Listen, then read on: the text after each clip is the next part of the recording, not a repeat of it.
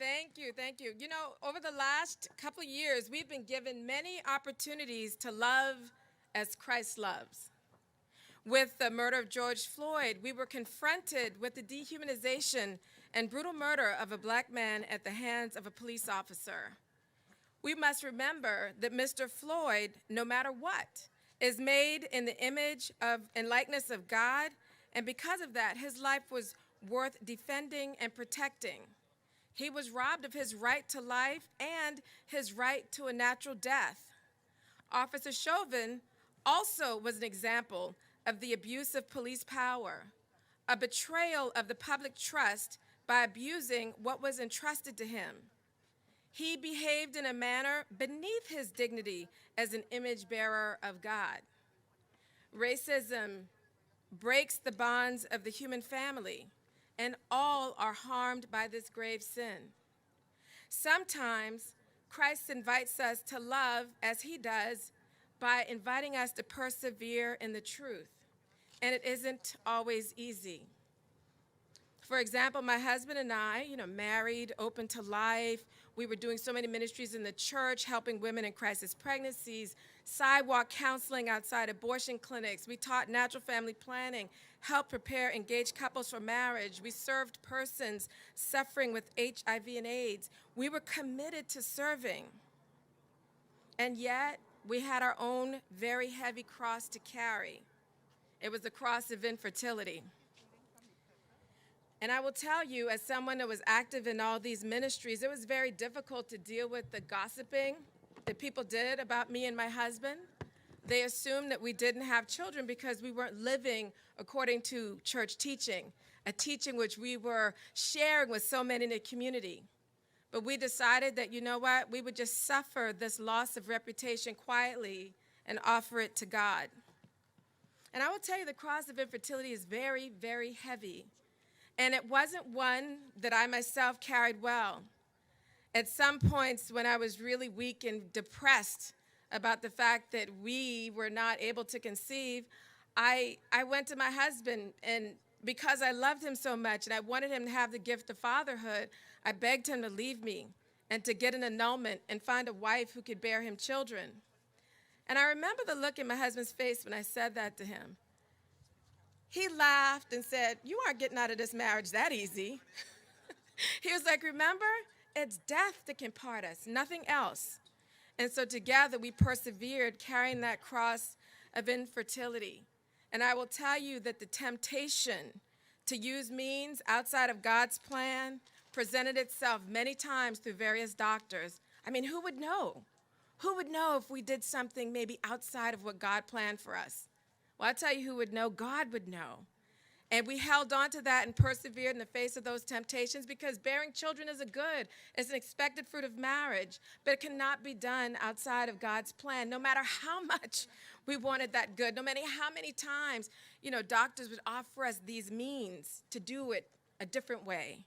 But we said no to that, and it hurt. But we were buoyed by each other and a belief in God's will for us. So fast forward 15 years of infertility, 15 years, I conceived. After many prayers, after a visit to Lourdes in France and bathing in the water, I conceived. Thanks be to God. But here's where it gets tricky. Although I conceived, when I went to my doctor to get the pregnancy confirmed, the doctor suggested that I abort. Here I was sitting in my doctor's office. I mean, she knew I was married. She knew I had money. I had a good job. I had good insurance. And yet she suggested I abort because, you take medicine, you're old, the baby will probably not be in good health, won't be a perfect child. But yet she knew I was well equipped. I wasn't in a crisis pregnancy, but what she didn't know is that I had Jesus. And that really sustained me in face of a medical establishment that really tells their doctors that the most humane and responsible thing to do is to abort if a child perhaps won't be perfect. And I sat there looking at this doctor trying to, appeal to me about all the things that could be wrong with my baby, and I just couldn't stomach it.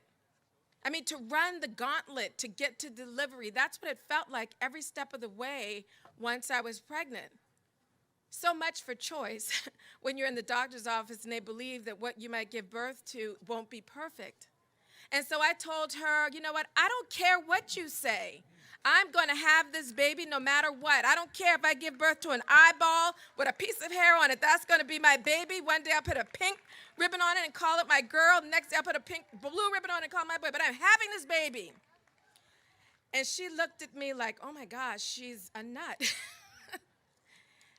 And she was like, well, you know what? And mind you, we hear a lot in abortion, it's the woman's choice, respect the woman's choice. Well, they didn't respect my choice. And to make the point even more, she said to me, what is your husband going to say about you giving birth to an extremely disabled child?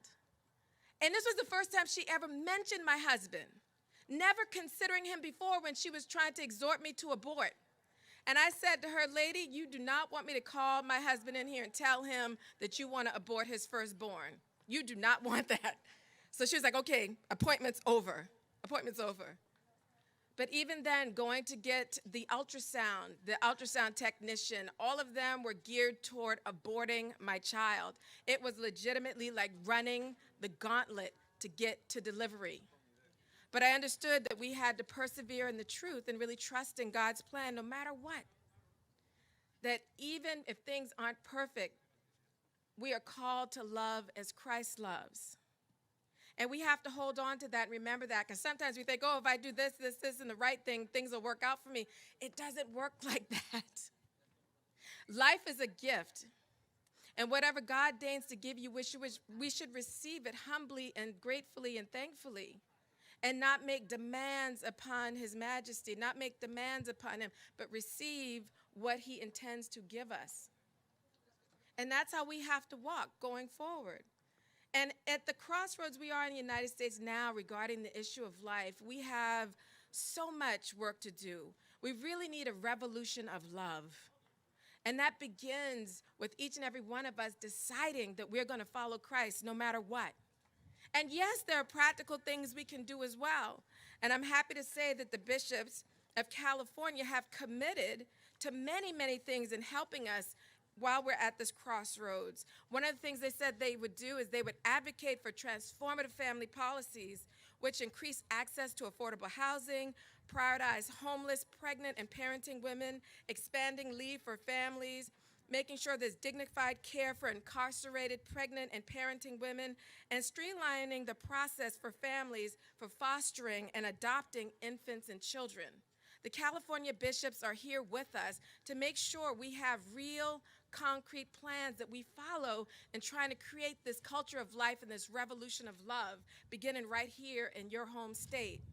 But what I want to say to you is, no matter when it seems difficult, no matter when it seems like things are going not the way you want, I'm just going to beg you to please persevere in love as Christ did. And I also want to let you know what happened with my pregnancy. Despite, all the warnings from the doctor that I would have a less than perfect child and all the hostility during getting my ultrasounds. I want you to see what happened. Lourdes?